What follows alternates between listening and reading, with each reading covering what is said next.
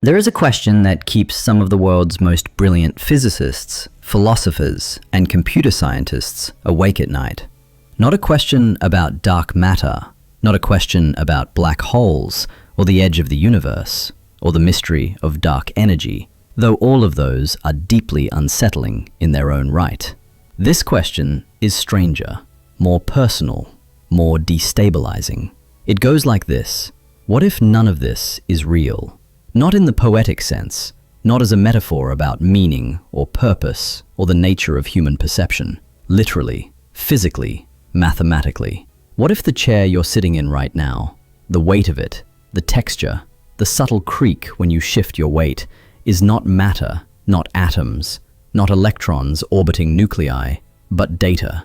Information being rendered in real time by a system so sophisticated that it has fooled every sense you possess. What if the universe itself, every galaxy, every quantum particle, every birth and death and explosion and silence, is code running inside a machine so large and so ancient that we cannot conceive of what built it, or why, or what exists outside it? This is the simulation hypothesis. And here is what makes it different from every other fringe idea that drifts through the margins of science. It has not been dismissed. It has been taken seriously, formally, academically, publicly, by some of the most credentialed thinkers in the world. Physicists at major research institutions, philosophers who publish in peer-reviewed journals, technologists who have spent their careers at the frontier of artificial intelligence. Even one of the most famous entrepreneurs in human history has stated, on record, that he believes the odds of our reality being base reality are extremely low. So this is not a conspiracy theory. It is not a YouTube fantasy. It is a genuine philosophical and scientific problem, one that has no confirmed answer, no disproof, and no clear path to resolution. What follows is an investigation, not a conclusion. An investigation. We will look at where this idea came from. We will examine the evidence, or rather, the strange absence of clear counter-evidence. We will explore the anomalies, the places where our physical reality behaves in ways that seem, to some observers, to be less like nature and more like a program.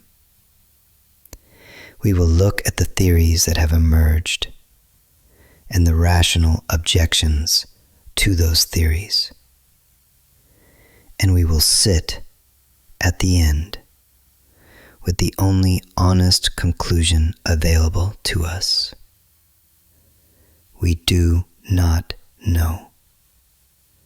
But we are beginning to find that not knowing is itself a very interesting place to be. Let us begin with what is confirmed, what is agreed upon, what can be stated without speculation. The physical world has rules. This sounds obvious, but consider what it means. The speed of light in a vacuum is 299,792,458 meters per second. Not approximately, not under certain conditions. Always, everywhere, without exception. It is a constant, represented by the letter C. And it is, as far as we can determine, immutable. The ratio of a circle's circumference to its diameter is pi, 3.1415926 5, 3, 5, 8, 9, 7, 9. An infinite, non-repeating decimal that appears not just in geometry, but in quantum mechanics, in wave functions, in the motion of planets, in the distribution of prime numbers. The fine structure constant, a dimensionless number approximately equal to 1 over 137, governs the strength of electromagnetic interactions between particles. If it were slightly different, atoms as we know them would not form. Stars would not burn. Chemistry would not exist. These are not local rules. They apply everywhere in the observable universe. They have applied as far as we can measure since the beginning of time. Why? This is a question that physics can answer at the level of description. Here is what the rule is. Here is how it behaves, but struggles to answer at the level of explanation. Why should there be constants at all? Why these constants? Why not different ones? Some physicists refer to this as the fine-tuning problem. The values of the fundamental constants appear to be extraordinarily well calibrated for the existence of complex structures, matter, stars, planets, life. Change any of them by even a fraction, and the universe becomes sterile. This calibration has a name in mainstream science, the anthropic principle. It does not require a simulation. It does not require a designer. It can be explained through the concept of a multiverse, many universes, each with different constants, and we simply exist in the one where the values happen to support life. But there is another possible explanation, one that some researchers have begun to take seriously. What if the constants are parameters? What if they are values, set deliberately, or by default, or arbitrarily, by whatever system generates what we experience as reality? This is not a claim. It is a question that arises naturally when you look at the data long enough. The digital nature of physical reality. Here is another confirmed fact, one that many people find surprising when they first encounter it. At the smallest scales we can measure, reality is not continuous. Energy comes in discrete packets, quanta. This is not a theory. It is the foundation of quantum mechanics, the most precisely tested theory in the history of science. The energy of a photon is quantized. The energy levels of an electron in an atom are quantized. You cannot have half a quantum. Space itself, many physicists believe, may be quantized at the Planck length, approximately 1.616 times 10 to the minus 35 meters. Below this scale, the concept of distance may simply break down. There may be no smaller unit, no sub-Planck space, just nothing, or a boundary. This bears an interesting structural resemblance to something in computing. In any digital system, there is a minimum resolution, a pixel, a bit. A smallest addressable unit, below which finer detail does not exist. Not because the resolution is too low, but because the system does not generate it. This is not proof of anything. Physicists have compelling reasons, grounded entirely in natural physics, for why quantization might exist.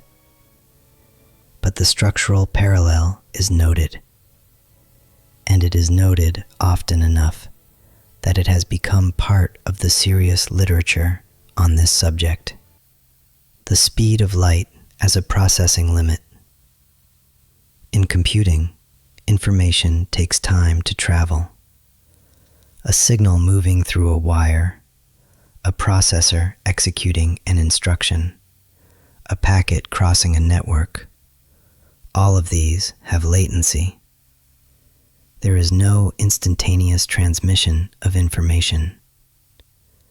The speed of light is, similarly, an absolute speed limit for the transmission of information in our universe. Nothing, no signal, no matter, no information of any kind can travel faster. In standard physics, this limit exists because of the structure of space-time, as described by Einstein's special relativity. The explanation is mathematically rigorous and observationally confirmed.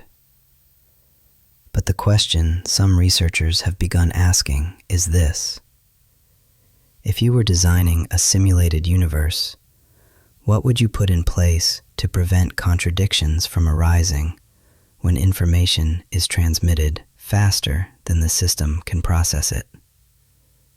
A speed limit. Again, this is not proof. It is a structural observation. But it is the kind of observation that, once you have heard it, is difficult to entirely set aside. So far, we have stayed close to mainstream science.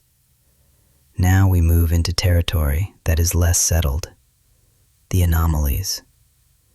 The places where our physical reality does things that are genuinely difficult to explain, and that have prompted some researchers to ask unusual questions. The observer effect. In quantum mechanics, there is a phenomenon called the wave-particle duality. Particles such as electrons do not have a definite position or momentum until they are measured. Before measurement, they exist in a superposition, a mathematical state that represents all possible positions simultaneously. When you measure the particle, when you force an interaction that constitutes an observation, the wave function collapses. The particle suddenly has a definite position. This is confirmed. This is not speculation. The double-slit experiment, first performed in the early 19th century and refined continuously since then, demonstrates this beyond any reasonable scientific doubt. The deep strangeness is this: the act of looking changes what you find, not because the measurement device physically disturbs the particle. Physicists have accounted for this. The disturbance occurs at a more fundamental level. The particle, in some sense, does not have a definite state until it is observed. John Wheeler, one of the most important physicists of the 20th century, spent much of his career grappling with this.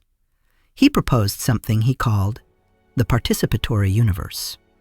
The idea that observers are not passive witnesses to reality, but active participants in its creation.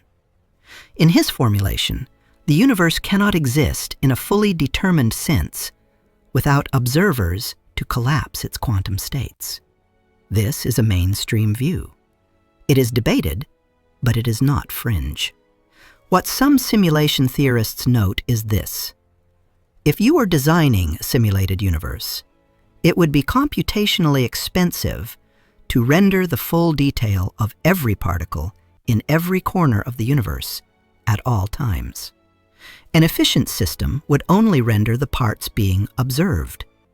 The rest would exist in a kind of compressed probabilistic state and would resolve into specific detail only when an observer interacted with it. This is, structurally, how many video games work.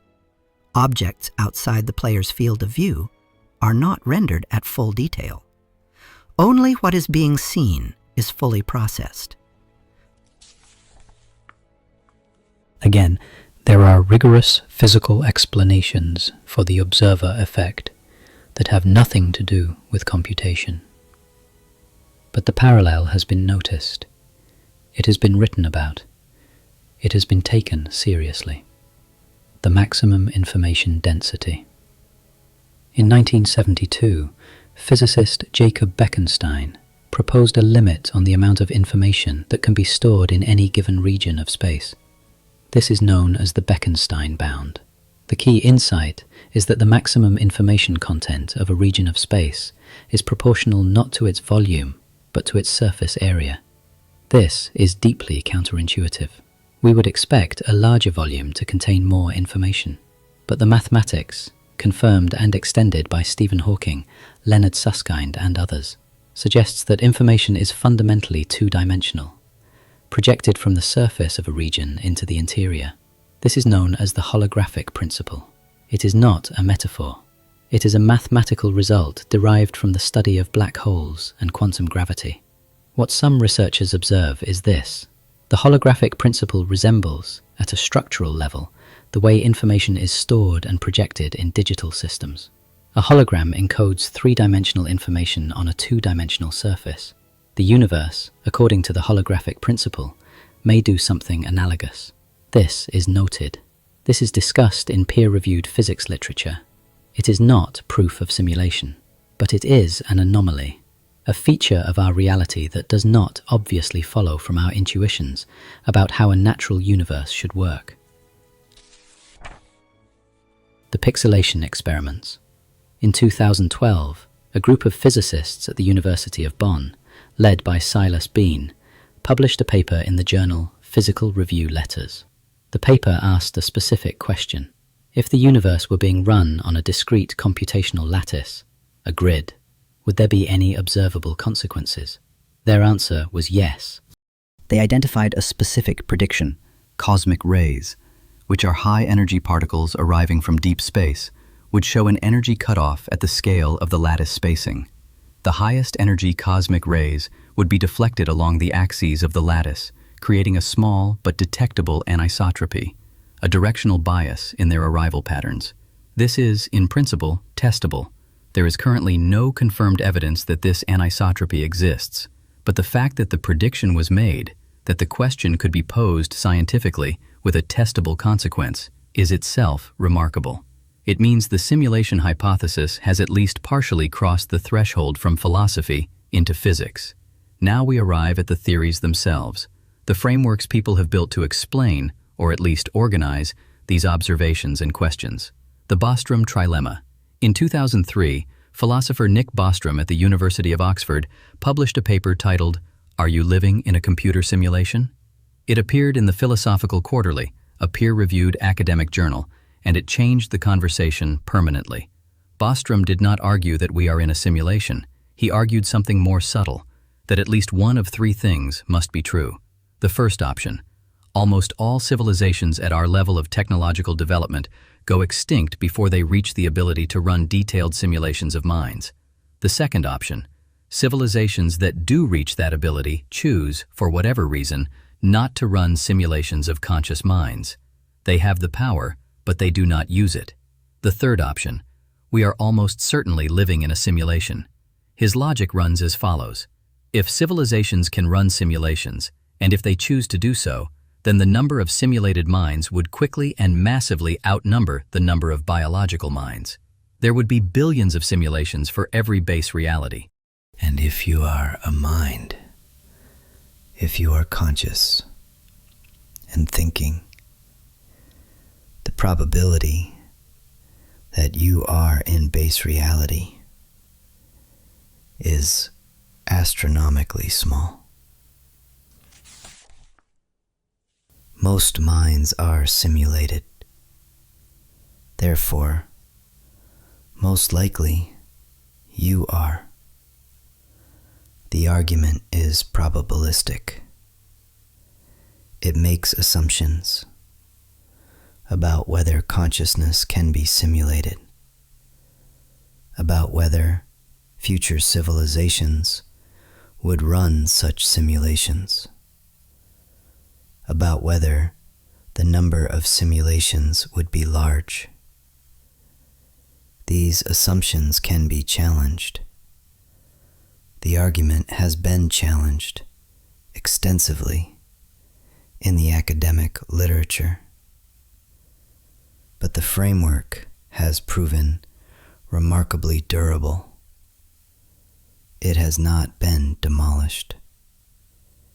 It has been refined, contested, debated, but it survives. The ancestor simulation. One version of the simulation theory proposes that what we are living in is not an entertainment or an experiment, but a kind of historical reconstruction, an ancestor simulation run by our own descendants, or by beings in a future that emerged from our civilization. The idea is that a sufficiently advanced civilization might want to study its own past. What better way than to simulate it? Not with approximations and models, but with a full, running reproduction of history, complete with conscious inhabitants who have no idea they are being observed. In this version, we are not characters in a game. We are data in a history project. Our lives, our choices, our civilizations, all of it is research material. There is, it should be said clearly, no evidence for this. It is a theory, one possible version of a larger theoretical framework. The glitch theory, less academically rigorous, but culturally widespread, is what might be called the glitch theory. The idea that the apparent anomalies in our reality, strange coincidences, déjà vu, unexplained phenomena, the occasional experience of something that seems to violate the expected order, are errors in the simulation, moments when the program falters or when the rendering fails, and the underlying structure becomes briefly visible.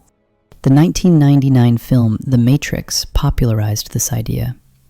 The concept of glitches in the matrix entered popular language, and events that seem anomalous are sometimes described in those terms. It should be stated clearly, there is no scientific evidence that unexplained events represent computational errors in the fabric of reality. Déjà vu has recognized neurological explanations. Coincidences follow statistical principles. Strange experiences are well-documented features of human psychology. But the reason the glitch theory is mentioned here is not because it is credible. It is because it illustrates something important. The simulation hypothesis has a grip on the human imagination that goes beyond academic philosophy. It resonates at a deeper level. People feel it. And that feeling, that occasional sense that something about reality does not quite add up, is itself worth examining. The Fermi paradox connection. Here is an observation that some researchers have connected to the simulation hypothesis. The Fermi paradox is the apparent contradiction between the high probability of extraterrestrial civilizations existing, given the size and age of the universe, and the complete absence of evidence for any such civilization. Where is everyone? One proposed resolution to the Fermi paradox is the Great Filter. The idea that there is some barrier, some point in the development of a civilization that almost no species gets past. Either the filter is behind us, we are extraordinarily lucky survivors, or it is ahead of us, we are about to encounter something that ends us. Some simulation theorists have proposed a different resolution. If we are in a simulation, perhaps the simulation does not bother to render civilizations beyond the edges of our observable horizon. The universe appears empty because the simulation has not populated what we cannot see. There is no one out there because there is no out there. Only the region of space that the simulation has generated to provide a believable environment. This is not a scientific theory. It is speculative.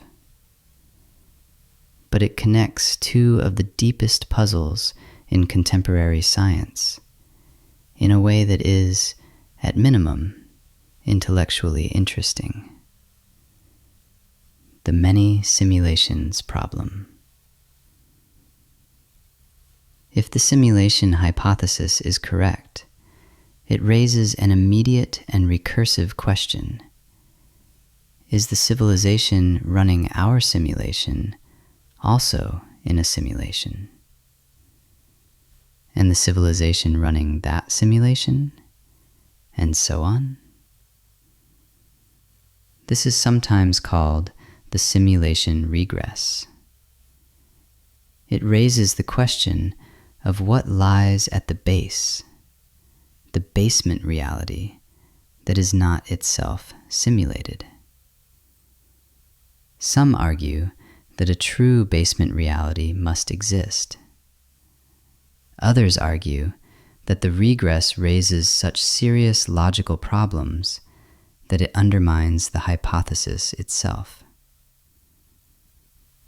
What we can say is this: if we are in a simulation, and if simulated civilizations can themselves create simulations, then the number of layers of reality is potentially unknowable, and our position within that stack is completely undetermined. Now let us be precise about what mainstream science actually says. Quantum mechanics has no need of simulation. The strange behavior of quantum particles, the superposition, the observer effect, the wave-particle duality, does not require a simulation to explain it.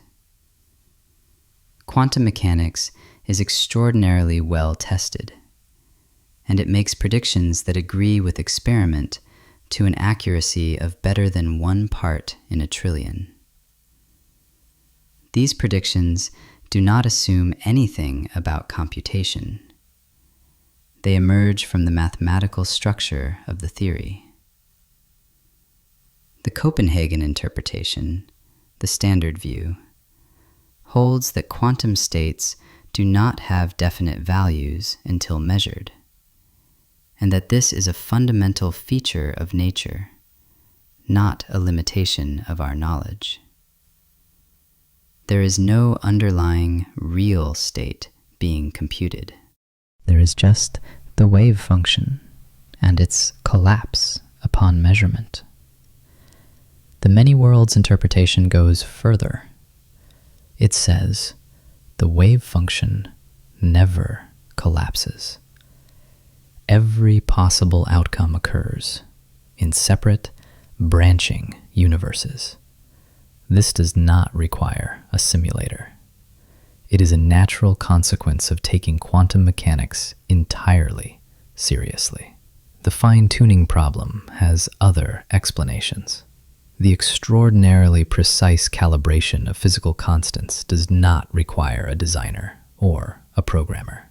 The multiverse hypothesis, the idea that there are many universes, each with different constants, provides a natural selection mechanism. We exist in a universe with life-permitting constants because only such universes contain observers to notice. This is a reasonable, well-developed scientific framework. It does not prove there is no simulation, but it removes the necessity of one. The holographic principle is not about information technology.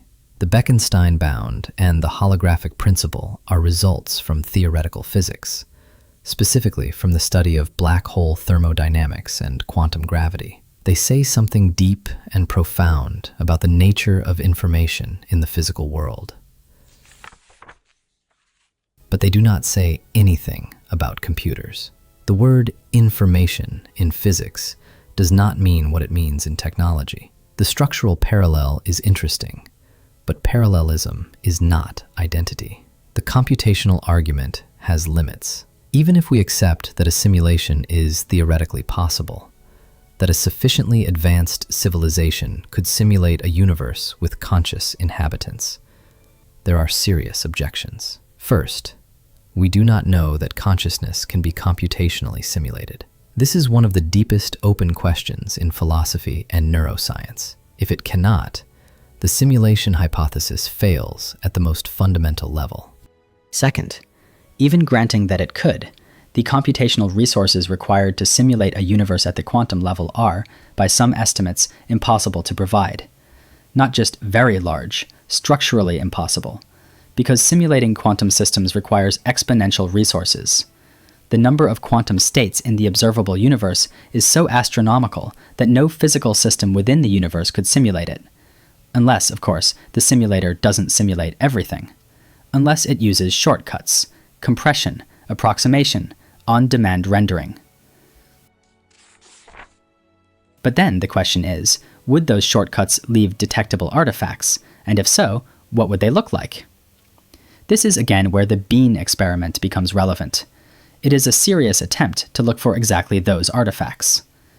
Given that mainstream physics can explain most of these anomalies without invoking simulation, why does the hypothesis persist? Why do serious, credentialed people continue to take it seriously? The limits of inside knowledge. There is a fundamental epistemological problem at the heart of this question. If we are in a simulation, and if the simulation is sufficiently good, we cannot know it from the inside.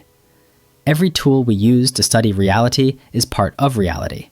Every experiment we run is run within the system. Every confirmation of physical law is itself a product of the simulation. This is not a new problem. Descartes identified it in the 17th century with his thought experiment about an evil demon who creates a perfectly convincing false reality. Descartes concluded that the only certainty was his own existence as a thinking thing, cogito ergo sum, but could not rule out the deception beyond that. The simulation hypothesis is, in one sense, a modern technological version of Cartesian skepticism. And Cartesian skepticism has never been fully resolved. We proceed on the assumption that the external world is real because it is the most coherent hypothesis available to us. But coherence is not proof. The speed of technological progress. There is a specific reason the simulation hypothesis has gained traction in the last few decades rather than earlier: the rate at which digital technology is advancing. In 1950, the first commercial computers could perform a few thousand arithmetic operations per second. Today, a consumer gaming graphics card can perform tens of teraflops, trillions of operations per second. Quantum computers are beginning to move beyond laboratory experiments into practical systems. The trajectory is steep, and if you project it forward, not by decades, but by centuries or millennia, the question of what kinds of simulations become possible starts to look very different. In 2003, the video game Second Life created a simulated world inhabited by millions of people. In 2011, Minecraft contained a procedurally generated world effectively larger than Earth's surface. Virtual reality environments are becoming indistinguishable to the human perceptual system from physical spaces in an increasing number of controlled conditions. Each advance in simulation technology makes the question more vivid. Not because simulating the fundamental quantum behavior of an entire universe is suddenly possible, it is not, but because the gap between impossible and imaginable is narrowing. And once something is imaginable, its probability is no longer zero. Elon Musk and the popularization of the hypothesis. In 2016, at a technology conference, entrepreneur Elon Musk stated, on record, that the odds of us existing in base reality are 1 in billions. His reasoning was essentially Bostromian. Given the trajectory of technology, simulated realities will come to vastly outnumber real ones, and therefore, the prior probability of being in base reality is vanishingly small. This statement was widely covered in the press. It brought the simulation hypothesis, until then largely confined to academic philosophy and science journalism, into mainstream public consciousness. Musk is not a physicist. His statement is not scientific evidence. But his platform is substantial, and his willingness to state the hypothesis with apparent conviction prompted a new wave of serious engagement from researchers who might otherwise have considered it too speculative to address publicly. Neil Degrasse Tyson, the astrophysicist and science communicator, has also engaged with the hypothesis in public discussions. He has suggested that the odds might be very high, given the trajectory of computing power, while being careful to note that we cannot know from the inside. Theoretical physicist Michio Kaku has written about the hypothesis in his popular science books, situating it within the broader context of string theory and multidimensional physics. The pattern is notable. These are not fringe figures. They are credentialed scientists and technologists with substantial professional reputations. The fact that they engage with the hypothesis publicly, rather than dismissing it as obviously wrong, is itself meaningful. The Cold War of Ideas. There is also a sociological dimension to why this idea persists. We live in an era of profound institutional distrust. Trust in government, in science, in media, in corporations, all of it has eroded over the past several decades in most developed nations. Into that vacuum, ideas that suggest the official version of reality is incomplete, or misleading, or simply wrong, find fertile ground. The simulation hypothesis is, in a peculiar way, the ultimate conspiracy theory, one in which the conspiracy is not a group of people, but the fundamental nature of existence itself. It offers a framework in which every mystery, every anomaly, every unexplained event has a potential explanation. The system has rules, and sometimes the rules produce unexpected outputs. This is not a scientific argument. It is a psychological one. But it is real. The simulation hypothesis spreads not only because it is intellectually interesting, but because it gives people a way to hold open the question of whether reality is exactly what it appears to be, without committing to any specific alternative. The mathematical universe hypothesis. In 2007, MIT physicist Max Tegmark published a paper proposing what he called the mathematical universe hypothesis. His claim: the universe is not merely described by mathematics. The universe is mathematics. Physical reality and mathematical structure are identical.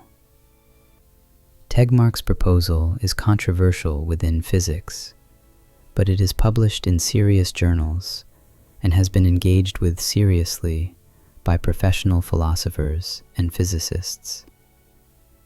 If the universe is mathematics, then the distinction between a real universe and a simulated universe begins to dissolve.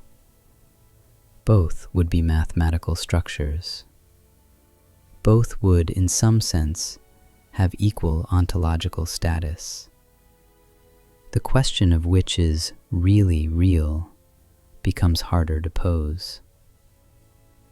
This is not the same as saying we are in a simulation, but it undermines one of the strongest intuitive objections to the hypothesis: the sense that a simulated universe is somehow less real than a base reality universe. If reality is structure all the way down, What does less real even mean? We are left, at the end of this investigation, where we began, with a question. Let us be precise about what we know and what we do not know. We know that reality behaves according to mathematical laws of extraordinary precision. We know that physical information has a finite, measurable density. We know that quantum systems exist in superposition until observed. We know that the universe has a minimum resolution at the Planck scale. We know that the speed of light imposes an absolute limit on information transfer. We know that the constants of nature appear finely tuned for the existence of complex structures. We do not know why these features exist. We have explanations, good ones, mathematically rigorous ones, but none of those explanations rule out the possibility that the features arise because the universe was designed. We do not know whether consciousness can be computationally simulated. We have theories, we have arguments, we have no resolution. We do not know whether any civilization has ever achieved the capacity to run a simulation of a mind, let alone a universe. We do not know whether, if such a civilization existed, it would choose to run such a simulation. We do not know whether there are detectable artifacts of simulation at the edge of our measurable physical reality. We have one experiment that makes a prediction. The data is inconclusive. We know that the simulation hypothesis has not been refuted. This is not the same as saying it is true. Many things that have not been refuted are nonetheless false. But in science, the inability to refute a hypothesis, especially one with testable predictions, keeps it alive. And this one is alive. There is something else worth sitting with. The question of whether we are in a simulation is, in a practical sense, irrelevant to how we live. If we are simulated, the experiences we have are still experiences. The love is still felt. The pain is still real. The choices we make still have consequences, within the system at least. The meaning we construct is still constructed. Nothing about everyday life changes. And yet the question does not feel irrelevant. It does not feel academic. There is something about asking it, seriously, carefully, without flinching, that changes the way reality looks. Not the content of reality, the texture of it, the sense of it. The question introduces a kind of double vision. You are standing in a room, and you are also standing slightly outside the question of what the room is. This is not mysticism. It is philosophy, doing what philosophy has always done, pushing at the assumptions that ordinarily go unexamined. Consider what it would mean if the answer were yes. If we are in a simulation, then somewhere outside this reality, in whatever kind of space or non-space contains the system that generates ours, there is something that built it, something that set the parameters, something that pressed the equivalent of a button and watched what happened. What does it watch? Does it intervene? Does it observe? Does it even know we are here, in the sense of being aware of individual minds, individual lives? Or are we just emergent properties of a running program, no more noticed than the patterns in static? These are not questions with answers. They may never have answers, but they are the right questions to ask, because they locate us precisely in our actual condition. Beings who can observe and measure and theorize, but who cannot, from inside the system, determine the ultimate nature of the system they inhabit. This is not a new condition. It is the oldest condition. What is new is the specific form the question has taken, shaped by our era, our technology, our growing sense of what computers can do and what they might one day do. We built machines that process information, and then we looked at the universe and found that it processes information. We built simulations of worlds, and then we looked at our world and found it behaves like a simulation might behave. Whether this is a discovery or a projection, whether we are finding something real or simply seeing our own tools reflected back at us, is exactly what remains unresolved. The simulation hypothesis is not going away. It will be tested, refined, argued over, dismissed by some, defended by others.